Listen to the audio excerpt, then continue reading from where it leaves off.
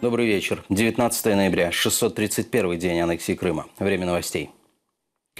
Народный депутат Украины Мустафа Джемилев настаивает на отключении поставок электроэнергии из Украины в аннексированный Крым.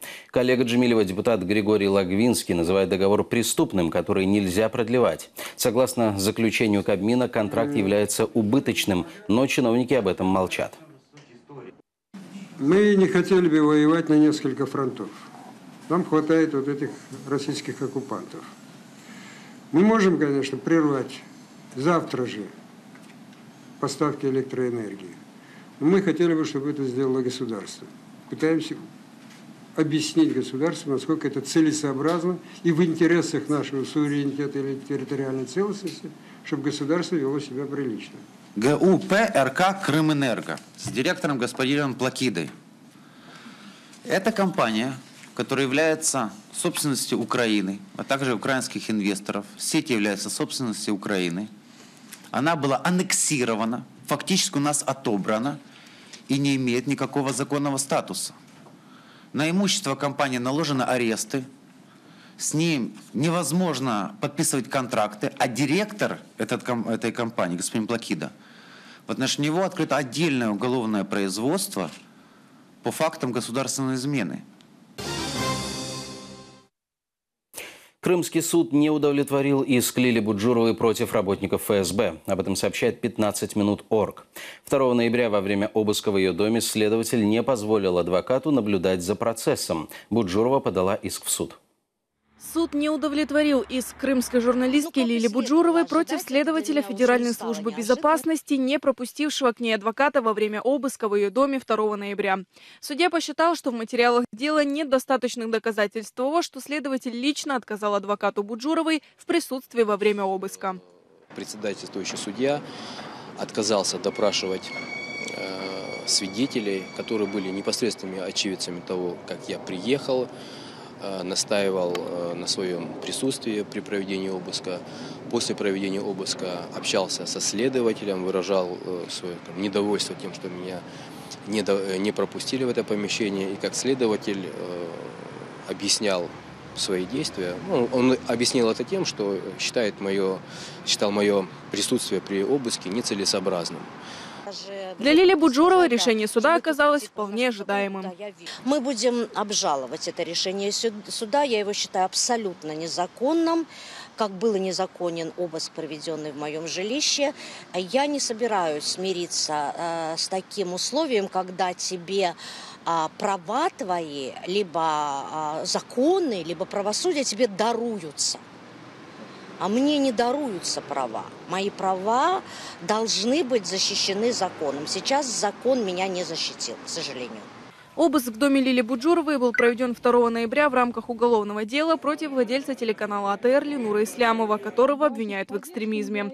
Ранее Буджурова занимала пост заместителя генерального директора АТР, но в мае телеканал переехал в Киев. А Лиля Буджурова вместе с бывшим гендиректором АТР Ильзарой Ислямовой создали независимую продакшн-студию «Кара Денис». Верховный суд России не изменил решение о запрете на въезд в Крым из Смету Юкселю. Решение ФСБ о запрете советнику председателя Меджлиса крымско-татарского народа въезжать на полуостров в течение 5 лет оставлено в силе. Причины запрета остались под грифом «секретно». 10 августа прошлого года на админгранице с Крымом российские пограничники сообщили Юкселю, что органами ФСБ России ему запрещен въезд на территорию Российской Федерации до 30 июня 2019 года. Мы не надеялись на справедливое законное решение суда в России. Запрет на въезд суд оставил в силе. Мы уже подготовили иск в Европейский суд по правам человека. Продолжим судиться с Россией в суде высшей инстанции. Министерство иностранных дел Украины планирует выставку, посвященную крымско-татарским политзаключенным. Сейчас ведутся переговоры с Меджлисом. Почему в уже существующей галерее МИД украинских политзаключенных нет фотографий крымско-татарских узников, в сюжете Эльвины Сидбулаевой. На 6-м этаже Министерства иностранных дел проходят встречи и переговоры с международными партнерами. Перед дверью зала переговоров портреты украинских политзаключенных. Так привлекают внимание к тем, кого Кремль удерживает в заложниках. Кримська четвірка, вона собі одразу з Надією Савченко, тобто і ми привертаємо до їх увагу. І в цьому ж просторі, де ми зараз знаходимося, і всі міжнародні делегації, які прямують на переговори, за нашою спиною переговорні кімнати, вони всі проходять через цю галерею. Однако среди портретов нет ни одного крымско-татарского политзаключенного, который находится за решеткой оккупантов. Среди них Ахтем Чигос, Али Асанов, Мустафа Дегерменджи. В Меджлисе раскритиковали организаторов проекта, заявили, экспозицию нужно дополнить. Меня возмутило просто отсутствие крымско-татарских фамилий. Ведь по факту в Крыму действует российская юриспруденция. Или де-факто Крым находится в составе Российской Федерации. Несмотря на то, что мы это не признаем, несмотря на то, что Украина это не признает, МИД Украины не признает. А если Украина их будет забывать, ну, как бы это неправильно, это надо исправлять. Вы знаете, здесь, наверное, даже смысл не в том, чтобы в здании МИДа были их портреты, а смысл заключается в том, чтобы их фамилии звучали рядом с фамилиями Савченко, Кольченко, Сенцов и другие, чтобы они не отделяли их. В Министерстве иностранных дел уверяют, о преследовании крымских татар и о крымско-татарских политзаключенных никто не забыл. И объясняют, почему их нет в списке нынешней галереи. В цій галереї розміщені наші громадяни, яких незаконно утримують на території Російської Федерації. Включити сюди громадян, яких незаконно так само утримують на території Криму, означало б, по суті, опосередковано визнати, що Крим є територією Російської Федерації. Але це абсолютно не означає, що ми забули про права українських громадян. Ми вже встановили контакт, безпосередньо була розмова з паном Умеровим, і ми готові до того, щоб спільно це реалізувати. Выставка в МИДе организована совместно с правозащитной группой «Евромайдан СОС».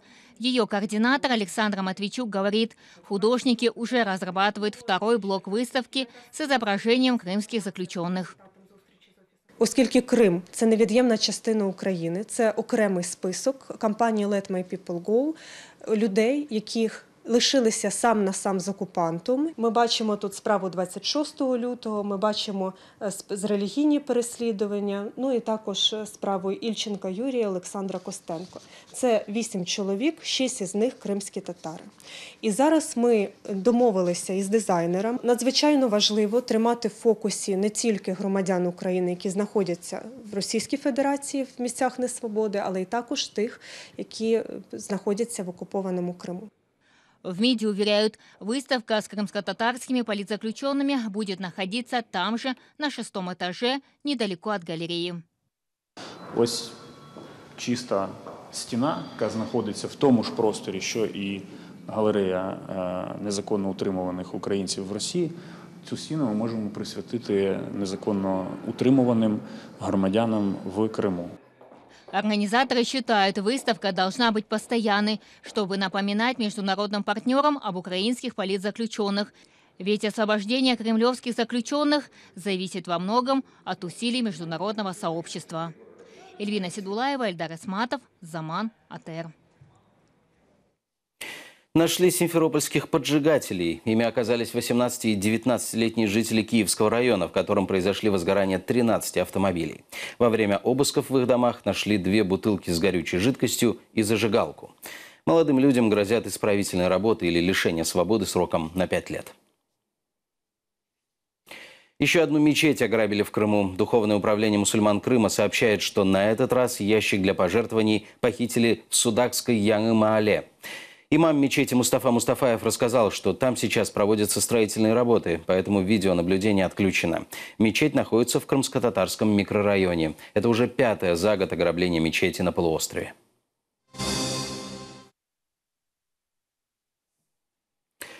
Жителей Керчи просят покинуть свои дома из-за строительства Керченского моста. Как сообщает сайт 15minut.org, переехать придется жителям 6 домов по улице Цементная Слободка, потому что на их месте планируется подъездная дорога к мосту. Переезжать они не хотят, говорят, что дома хоть и старые, но в них все сделано своими руками и обустроено так, как им удобно.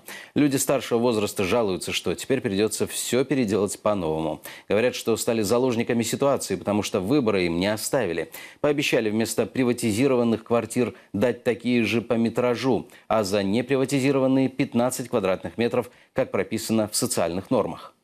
У меня в квартире сказка. Меня устраивает. А пойдешь туда, там мне по новой надо все делать. А сейчас пришли строить. А что, вот, нам сказали, здесь никто не живет. У вас документы есть? Мы говорим, да, и приватизировано, повыносили документы, показали. Вот, мы живем здесь сколько лет. Ну, это что? Это просто издевательство. И мост, а нас что, в могилу ложиться раньше времени? Это же вообще невыносимо такое. И куда нам писать? Только Международный суд. Если бы они нас не трогали, нам бы это лучше было. Я имею больше, чем они у меня сейчас все заберут. Те, что квартиры они дадут, меня они не устраивают. 2,5 метра квадратных, этот потолок сразу. А у меня 3 метра высотой. Меня больше это устраивает. Я здесь имею огород, у меня здесь летняя кухня, все. Вузы Крыма лишили лицензии. Такое решение вынесла аккредитационная комиссия Министерства образования и науки Украины для высших учебных заведений, находящихся на неподконтрольной территории. Учебные заведения полуострова после аннексии начали выдавать дипломы об образовании российского образца. Однако на территории Украины эти документы не признают. Петр Порошенко предложил заменить русские надписи в паспортах украинцев на английские. Такое заявление президент сделал в ответ на электронную петицию на сайте главы государства с инициативой убрать русский язык из внутренних паспортов. За нее проголосовали почти 26 тысяч украинцев из необходимых 25.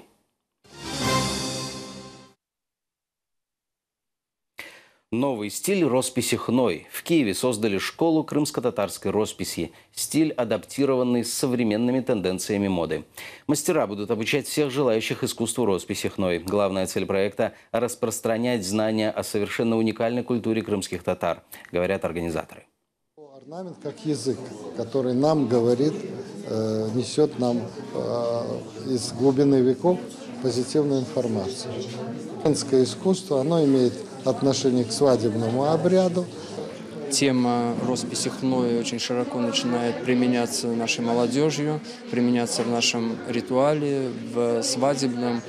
А наша традиционная, она именно орнаментации в хне, она не изучена. И поэтому этот семинар, он как раз-таки направлен на поиск этого стиля, на поиск аутентичных орнаментов, которые были бы адаптированы к этой технике. В Симферополе в Центральном музее Тавриды состоялась выставка крымско-татарского орнамента. На ней показали историю развития крымско-татарской вышивки и использования орнаментов в других областях декоративного искусства. На выставке представлены более 400 предметов. Также в экспозиции представлены современные работы мастеров художественной школы крымско-татарского мастера Мамута Чурлу, который является соорганизатором выставки.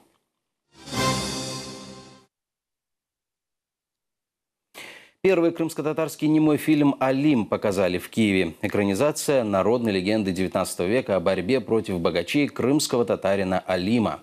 Со временем Алим Айдамак стал героем многочисленных народных преданий. Главную роль в фильме сыграл крымско-татарский актер Хайри Эмирзаде. Хайри первым получил звание народного артиста Крымской АССР. Нет, я этот фильм до этого показа не видел. Это было впервые, и я слышал об этом фильме много. Главным консультантом и художником этого фильма был Син Баданинский, известный этнограф. И этот фильм, он аутентичен практически на 100% в плане бытовых сцен, етнографії, утилітарної, пейзажі. Чула лише про нього як про месника народного, так, схожого на наших там Довбуша та інших, але теж дуже так загально. Чудові враження, прекрасний німий фільм, дуже експресивний, ну, зрештою, як і кожне німе кіно. Власне, дуже раджу всім подивитися цей фільм. Фильм «Маленького украинца» о крымчанке-пианистке получил престижную награду на кинофестивале в США. Американский школьник родом из Украины Максим Рыков стал лауреатом Международного фестиваля мира и кино. Награду «Восходящая звезда» Максим получил за документальный фильм «Пианино для мира». 12-минутный фильм снят во время гастролей украинцев в США. Герои – переселенцы из Крыма Кристина Михайличенко и Евгений Моторенко, а также украинский профессиональный пианист Дмитрий Суховиенко. В ленту вошли интервью с главными героями, их родными и кадры Євромайдана. Все добре, все буде гарно, все буде добре.